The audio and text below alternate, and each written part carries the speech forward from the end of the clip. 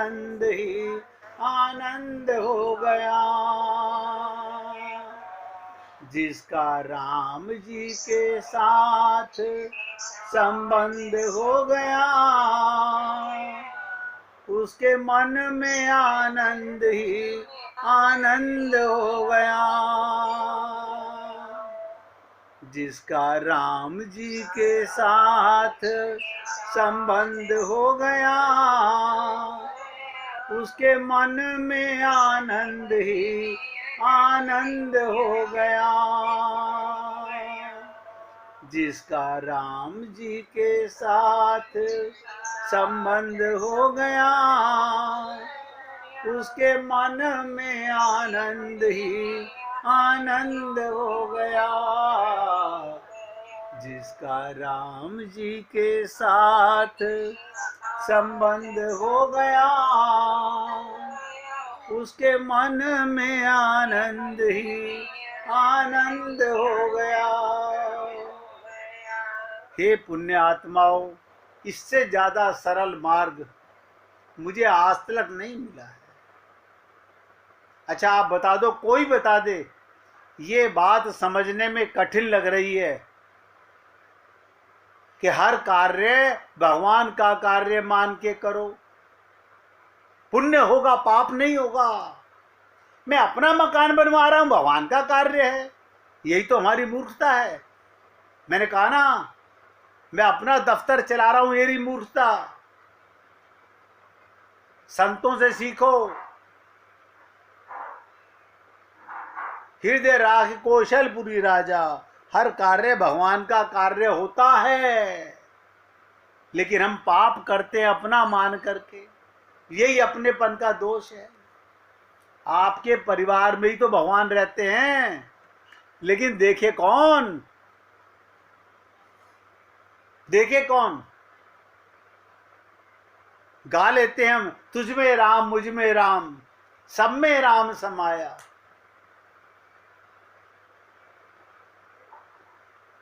अब आपको समझ आई कि जिज्ञासा नहीं है मन में। कल भाई जी ने पूछा कि शरीर का काम और आत्मा का काम, बहुत सिंपल सी बात है। शरीर मिला ही संसार के लिए।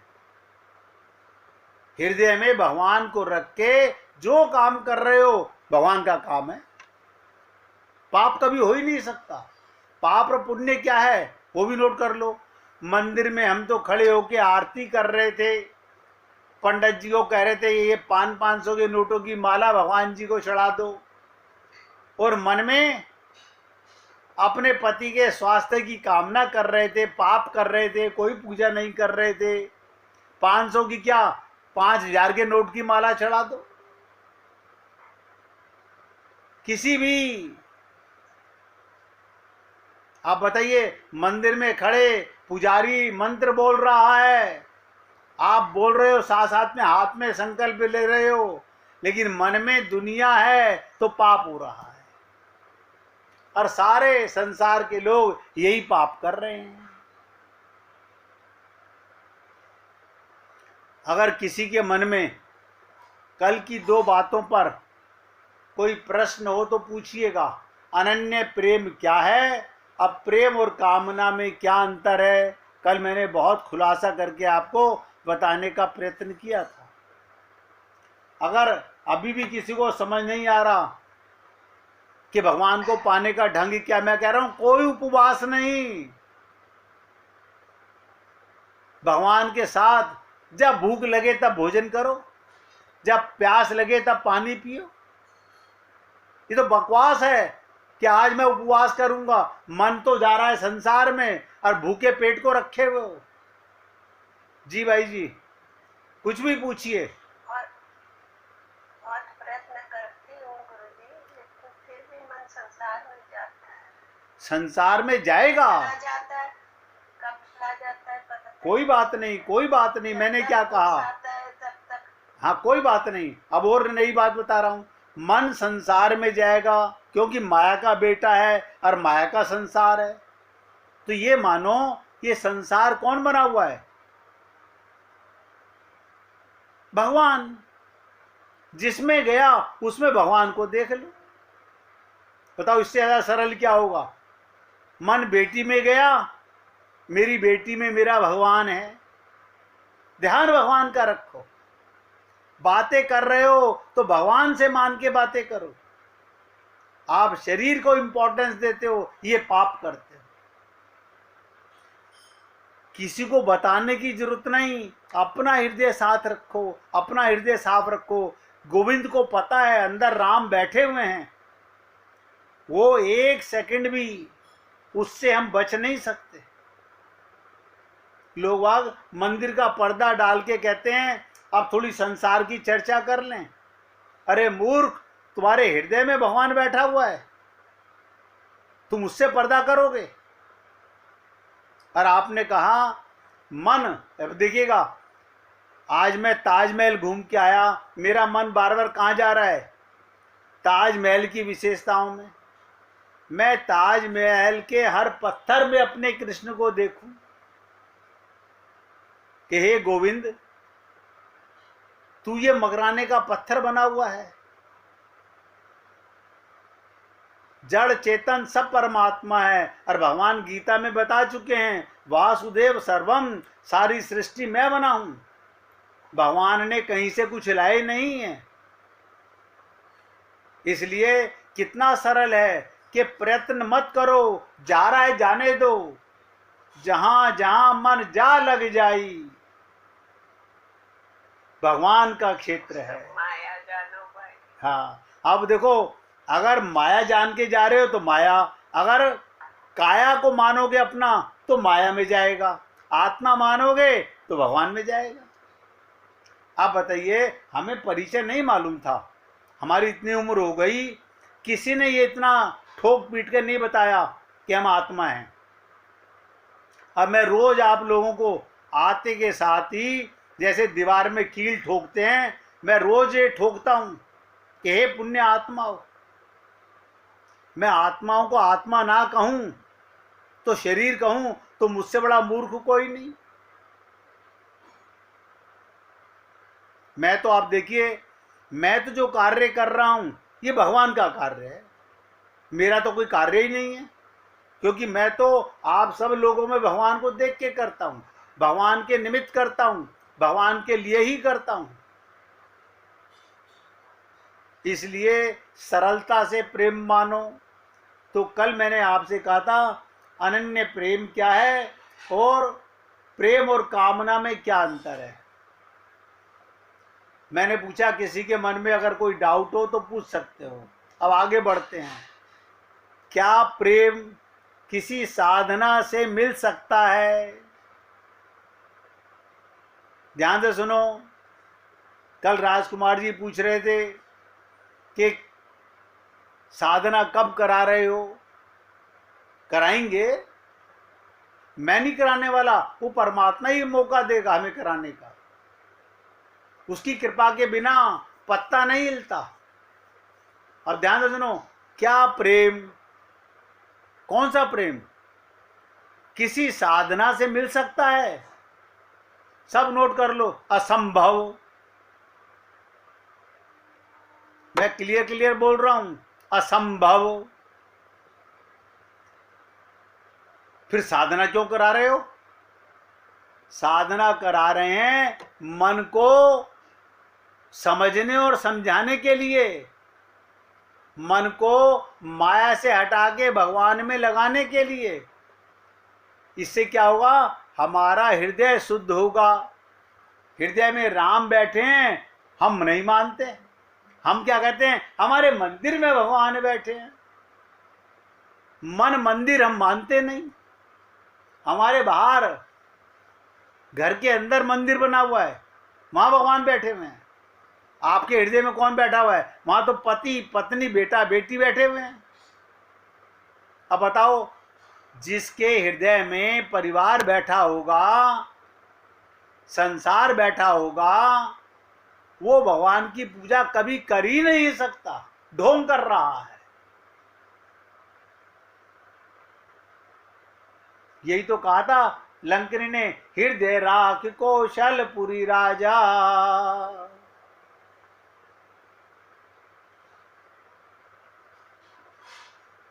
कमाल है। तो प्रेम किसी साधना से मिल सकता है? नहीं, असंभव। क्यों? वो नित्य सिद्ध है। भगवान का प्रेम नित्य सिद्ध है, किसी साधना के बस में नहीं है कि हम साधना करेंगे तो भगवान मिल जाएगा। वो साधन साध्य नहीं है। कोई भी साधन भगवान प्रेम का मूल्य नहीं हो सकता, क्योंकि वो प्रेम दिव्य है, जिसके स्वयं श्री कृष्ण भी अधीन रहते हैं। प्रेम के अधीन भगवान, तो वो प्रेम किसी साधना से नहीं मिलता। तो कौन साधन से कोई उसको पालेगा? क्योंकि साधन जो भी होगा, नोट करो, आप और हम लोग कल साधना करते हैं, किससे करोगे? इंद्रियों से, मन से, बुद्धि से। ये माया का मन, माया की बुद्धि, माया का शरीर, इससे अंतःकरण शुद्ध करना है। भगवान तो अंदर बैठे हुए हैं। अच्छा मुझे बताइएगा, आपके पानी में काई है और आप कहो कि भगवान नजर नहीं आ रहे, काई खत्म कर दो, काई खत्म कर दो, आईने की तरह हृदय को शुद्ध कर लो, भगवान नजर आ जाएंगे। गोपियों को क्यों नजर आ रहे हैं? बहुत ध्यान से समझिएगा, गोपियों को क्यों नजर आ रहे हैं, हमें क्यों नजर नहीं आ रहे? क्या गोपियों के पास कोई और आंख है? ना, यही पत्थर की आंखें हैं। जैसे आपके हमारे शरीर में है, ऐसी संतों के पास है, ऐसी गोपियों के पास है। अंतर क्या है? अंतर है उनके मन में भगवान है, हमारे मन में गोबर का संसार है, बस।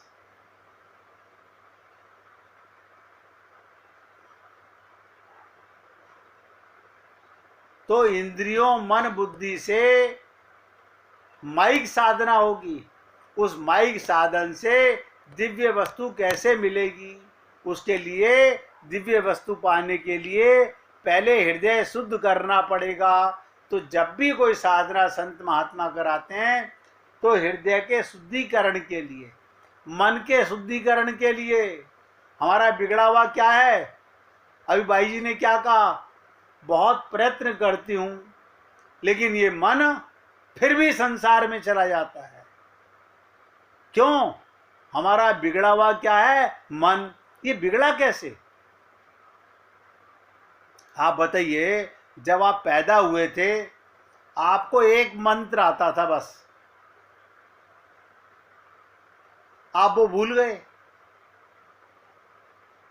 भूख लगी रो दिए, प्यास लगी रो दिए, पेट में दर्द हुआ रो दिए। अब वो मंत्र भूल गए, रोना भूल गए।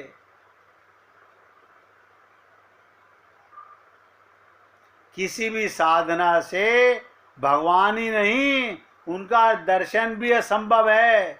फिर उनका प्रेम तो बहुत अधिक मूल्यवान है। लेकिन कोई निराशा मत लाइएगा मन में। आप सब अधिकारी हो भगवान का प्रेम पाने के। मैं कैसे कह दूं आप प्रेम नहीं पा सकते? सब पा सकते हो। क्यों? क्योंकि उस प्रेमी की तो संतान हो, उसी के तो अंश हो। हर अंश अपने अंशी को पा सकता है, लेकिन हम मानते नहीं ना उन अपना अंश। अपने को अंश नहीं मानते भगवान का, हम तो पिता का अंश मानते हैं। देखो कमाल की चीज, कितने बड़े पापी हो गए हम। पहली गलती, हमने अपने को शरीर माना। दूसरी गलती, शरीर के नाम को मैं माना। तीसरी गलती, हमने स्त्री और पुरुष माना। चौथी गलती, हमने आपको हिंदू, मुस्लिम, सिख, ईसाई माना। पांचवी गलती, उससे बढ़कर के हमारा, ध्यान दो, धर्म ये है, हमारी जाति ये है, हमारा गोत्र ये है। एक नहीं, एक पाप पर दूसरा पाप बढ़ता ही जा रहा है। ये सब मिट्टी के चीजें तो तुम्हें याद हैं, अपना पता नहीं। इसलिए भैया भगवान को पाना कभी भी कठिन नहीं था। देखो रामकृष्ण छोटे थे, कोई 7 साल का या 8 साल की उम्र होगी रामकृष्ण की। परमात्मा का कोई अनुभव ही नहीं। बहुत ध्यान से सुनिएगा, उन्हें पहली अनुभूति कैसे हुई, आपको भी हो सकती है। 7-8 साल का बच्चा खेत से लौट रहे थे। आप कहोगे हम तो खूब खेत में गए। रामकृष्ण परमहंस 7-8 वर्ष में अवस्था में खेत से लौट रहे थे। बीच में एक तालाब पड़ता था। तालाब के किनारे से निकलते वक्त उनके पैरों की आहट सुनकर बगुले बैठे थे तालाब के किनारे, वो एकदम से उड़े। अब ध्यान से सुनो कैसे अनुभूति हो गई। यानी उनके पैरों की आहट से बगुले उड़ गए। कोई 10-15 बगुलों की सफेद कतार, अब पीछे काला बादल। उस काले बादल में से तीर की तरह उड़ गए वो सफेद बगुले। एक क्षण में जैसे बिजली कौंध गई। रामकृष्ण वहीं ठिठक गए। क्या हुआ? बेहोश होकर गिर पड़े। आसपास किसान उन्हें घर उठाकर लाए। किसी को समझ में ना आए कि क्या हुआ। रामकृष्ण को भी समझ में ना आया। होश में आ गए, बात भूल गई। ध्यान सुनिएगा, होश में आ गए, बात भूल गई। सब ने यही कहा कुछ हो गया होगा, भूखा था, चक्कर आ गया होगा। किसी ने कहा दिन भर का भूखा काम करता रहा खेत में, छोटा बच्चा है, अभी थक गया होगा, मूर्छा आ गई। जो कुछ ज्यादा होशियार थे उन्होंने कहा बगलों की एक सफेद पंक्ति उड़ती हुई और उस पृष्ठभूमि में काला बादल, जैसे बिजली कौंध गई हो। यानी काले बादल में से वो सफेद बगलों की कतार ऐसे निकली जैसे काले बादल में से कोई बिजली नीचे पृथ्वी पर आ रही हो चमक करके। मगर अपूर्व आनंद हुआ उन्हें। उस 7-8 वर्ष के बच्चे को ऐसा आनंद हुआ, उस आनंद में वो गिर गए। लोगों ने कहा बच्चा है, अभी इसे क्या पता आनंद क्या होता है। आप बताइए, आप जब बच्चे थे तब आपको आनंद का पता था। परमात्मा को याद करते थे, कोई मम्मी पापा नहीं थे। माँ जो स्तन दूध पिलाती है वो भी परमात्मा का ही दूध आता है। ये तो माँ का भ्रम है कि मैंने दूध पिलाया। बताइएगा, भगवान अपने जीव को पालने के लिए एक आया भेज दी माँ बना के, एक पिता भेज दिया काम करने के लिए। यहां आनंद और बगलों की पंक्ति में क्या आनंद हो सकता है, आप सोचिएगा। बगलों की पंक्ति में क्या आनंद हो सकता है। उन्होंने भी बहुत बार बगले उड़ते देखे होंगे। माना कि काले बादल की पृष्ठभूमि थी, सुंदर लगे होंगे, सफेद बगले उड़ते हुए देखे होंगे, बड़े प्रखर लगे होंगे, जैसे काले बादल में बिजली कौंध जाए, ऐसा हुआ होगा। मगर फिर भी ऐसा क्या कि आदमी मूर्छित हो जाए। छोटा बच्चा यानी आनंद को बर्दाश्त नहीं कर सके। हमारे गुरुदेव कहा करते थे, वो प्रेम दीक्षा किस में दें अंतःकरण जब तक शुद्ध नहीं होगा, अब बताइएगा, ध्यान से सुनिएगा, राम कृष्ण को तो कोई परमात्मा का अनुभव नहीं था, उससे पहले कभी कोई परमात्मा के बारे में पता नहीं। ये तो कैसे कह सकते हैं कि परमात्मा का अनुभव हुआ? इसका तो उपाय नहीं था, बात आई गई भूल गई।